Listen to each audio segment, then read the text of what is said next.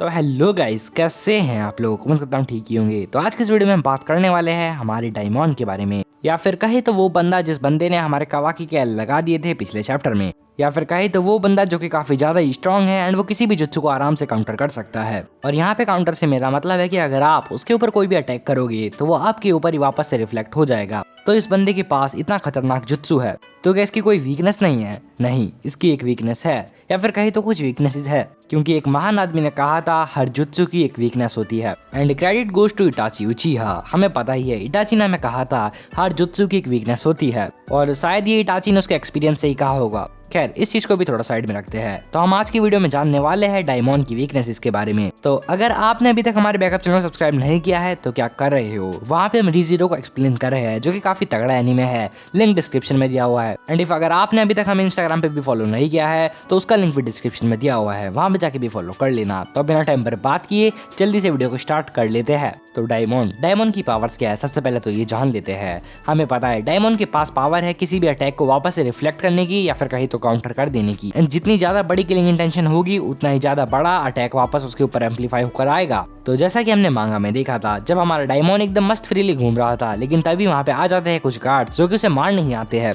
लेकिन यहाँ पर एक बात नोटिसेबल थी, जितने भी बंदे हमारे डायमंड पर अटैक करने की कोशिश कर रहे थे, उनको अटैक करने से पहले ही वो अटैक उनके ऊपर एम्पलीफाई हो रहा था। एंड बूम, वो एक ही स्लैश में, या फिर कहे तो एक ही हिट में, या फिर कहे तो एक ही अटैक में मारे जा रहे थे।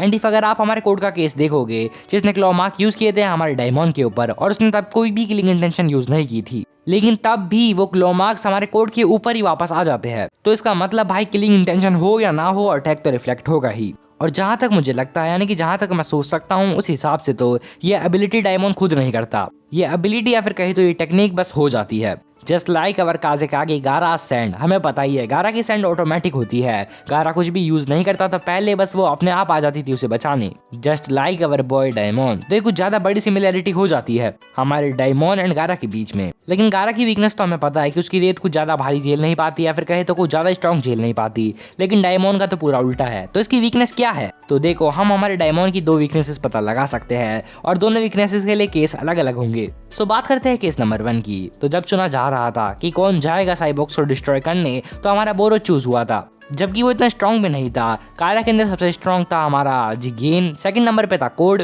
एंड थर्ड नंबर का मुझे नहीं पता। लेकिन फिर भी बोरो को चूज किया गया, बल्कि ऊपर से वहां पर जो साइबॉक्स थे वो जिगेन से भी ज्यादा पावरफुल थे, लेकिन फिर भी बोरो को ही चूज किया गया। कोड को भी चूज किया जा सकता था, या फिर कोड और जिगेन दोनों जा सकते थे, लेकिन बोरो को ही चूज किया। तो आप में से काफी सारे लोग समझ चुके होंगे मैं क्या कहना चाह रहा हूँ। तो देखो, एडा को अगर दूर हटा दिया जाए तो हमारा बोरो डायमंड से ज्यादा स्ट्रॉन्ग है और जिगेन से कमजोर है, लेकिन डायमंड जिगेन से ज्यादा स्ट्रॉन्ग है। जिगेन की जगह आप कावाकी रख सकते हो। तो ये क्या मैटर बन रहा है? तो हमें पता है डायमंड की एबिलिटी है कि वो अटैक काउंटर कर देता है, एंड बोरो की एबिलिटी है कि वो खुद को खुद के अटैक से रीजनरेट कर सकता है, यानी कि खुद के अटैक्स का असर उसके ऊपर होता ही नहीं है। जैसा कि हमने एनीमे स्लैश मांगा दोनों के अंदर ही देखा था, वो खुद का वायरस छोड़ देता है पूरी हवा में, एंड उस हवा के कांटेक्ट में बोरो खुद भी आता है। इसका मतलब वो पॉइजन हमारे बोरो की बॉडी में भी जा रहा है, लेकिन वो अटैक खुद बोरो का है, इसलिए बोरो उससे एकदम इम्यून है। एंड आप बोरो के बाकी अटैक्स को भी देख सकते हो। अगर बोरो के बाकी अटैक उसको आके लग जाते हैं, या फिर जैसे तैसे करके उसको हिट हो जाते हैं, तो अगेन बोरो वापस से रीजनरेट कर देता है, या फिर कहीं तो उसके पास रीजनरेटिव एबिलिटीज है। तो इसका मतलब अगर हमारा बोरो डायमंड के ऊपर अटैक करता है और वो अटैक अगेन हमारे बोरो के ऊपर ही रिफ्लेक्ट होकर आता है, तो कोई भी फर्क नहीं पड़ने वाला हमारे बोरो को, क्योंकि उसको तो खुद के अटैक से कुछ डैमेज होता ही नहीं है। लेकिन वही हमारे डायमंड की मेन एबिलिटी यही है कि वो अटैक्स को रिफ्लेक्ट करता है। तो इन दिस केस हमारा डायमंड शायद से हार जाए, लेकिन डायमंड हारेगा कैसे अगर उसको अटैक हिट ही नहीं करेगा? तो ऐसा हो सकता है जो हमारे डायमंड की एबिलिटी है वो 1 टाइम पर 1 पर्सन ही यूज होती हो, यानी कि एक बंदे का अटैक वो एक बार ही रोक पाएगा, और उसके बाद शायद वो कुछ ज्यादा लंबा समय लगता हो, या फिर थोड़ा बहुत ज्यादा समय लगता हो उस बंदे के अटैक को वापस से झेलने के लिए, या फिर कहीं तो वापस से रिफ्लेक्ट करने के लिए। लेकिन मैं ये लाइन इतने कॉन्फिडेंस के साथ कैसे कह सकता हूँ, राइट? तो अगर आपको ना पता हो, तो हमारा कोड जब डायमंड के ऊपर उसके क्लॉ मार्क यूज करता है तो वो कोड के ऊपर वापस से रिफ्लेक्ट हो जाते हैं, एंड बाकी अटैक्स अभी तक जितने भी हमारे डायमंड ने रिफ्लेक्ट किए हैं वो सारे के सारे अटैक्स 1 हिट ही होते हैं। या तो वो बंदा मारा जाता है या फिर नॉकआउट हो जाता है, एंड वो अटैक होने से पहले ही रिफ्लेक्ट हो जाता है। तो यहाँ पे टाइम का भी कुछ मैटर है, जिसके बारे में हम आगे बात करेंगे। तो अभी तक तो हमने देखा नहीं कि हमारे डायमंड ने एक ही बंदे का अटैक 2 बार वापस उसके ऊपर रिफ्लेक्ट किया हो, लेकिन हमने ये जरूर देखा है कि डायमंड उस बंदे का अटैक वापस से रिफ्लेक्ट नहीं कर पाया। एंड इसका मेरे पास प्रूफ है। आपको याद ये होगा हमारा कोड डायमंड के ऊपर यूज करता है उसके क्लॉ मार्क एंड वो उसके ऊपर वापस रिफ्लेक्ट हो जाते हैं, राइट।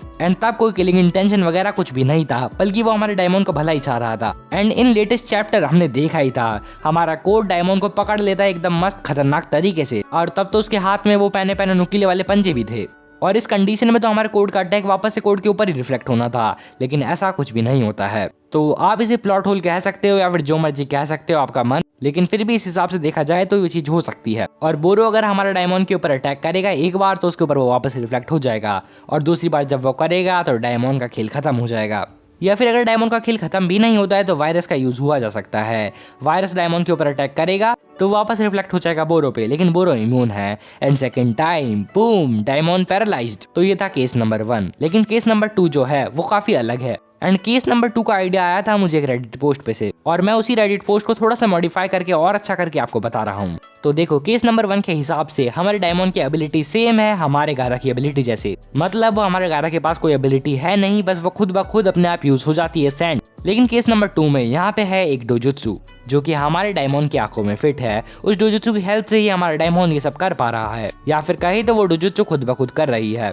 लेकिन अगर आपको पता हो तो डोजुत्सु क्या है, एक आई टेक्निक, और आई टेक्निक कोई सी भी हो, भले ही रेनेगान हो उसे भी हम रेनेगॉन कर सकते हैं। सो ये भी एक डोजुत्सु है, और डोजुत्सु की पावर एक आई टेक्निक तक ही सीमित रहती है। और आंख की पावर क्या होती है कि वो देख सकती है। तो देखो सीधी भाषा में कहता हूँ, हमारे डायमंड का डोजुत्सु अगर कुछ भी देख लेता है कि ये चीज हमारे डायमंड के ऊपर यूज होने वाली है, तो वो पहले ही उसके अपोनेंट पे ही यूज कर देता है। सीधी भाषा में कहूँ तो डायमंड फ्यूचर देख सकता है, लेकिन खुद की मर्जी से नहीं। एंड डायमंड फ्यूचर देख कर भी नहीं देख पा रहा है, ये सब उसका डोजुत्सु करता है। सीधी भाषा में कहूँ तो उसके डोजुत्सु का खुद का एक अलग ब्रेन कनेक्शन हो सकता है। तो क्या होगा अगर वो डोजुत्सु फ्यूचर ही देख पाए? तो साउंड्स क्रेजी, राइट? क्योंकि हमें पता है जो एडा की डोजुत्सु है वो देखती है पास्ट को और प्रेजेंट को रियल टाइम में, तो हमारे डायमंड की डोजुत्सु फ्यूचर को क्यों नहीं देख सकती? तो ये भी एक वैलिड पॉइंट है। लेकिन यार ऐसी कौन सी टेक्निक है जिसकी हेल्प से उसका डोजुत्सु ब्लॉक होगा? क्योंकि कोई नॉर्मल डोजुत्सु है नहीं कि आंखों के आगे पर्दा लगाया और हो गया काम। तो आपको याद ही होगा हमारा सासुके उचिहा यूज करता है एक बॉल को, या फिर कहे तो कोई ग्लिस्टर बॉल को हमारे इसी की ओत्सुत्सुकी पर, एंड बूम ब्याकुगान का व्यू ब्लॉक हो जाता है। ब्याकुगान का, समझ रहे हो? ब्याकुगान का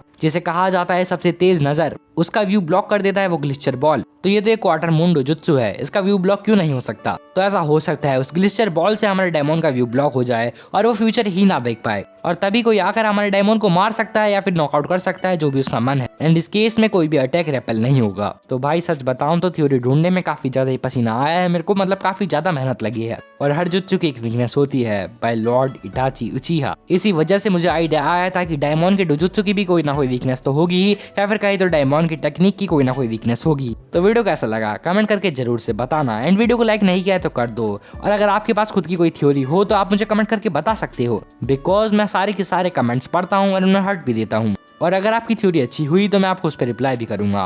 तो okay guys, that's all for today. मिलते हैं किसी और वीडियो में, तब तक के लिए सायोनारा शिता।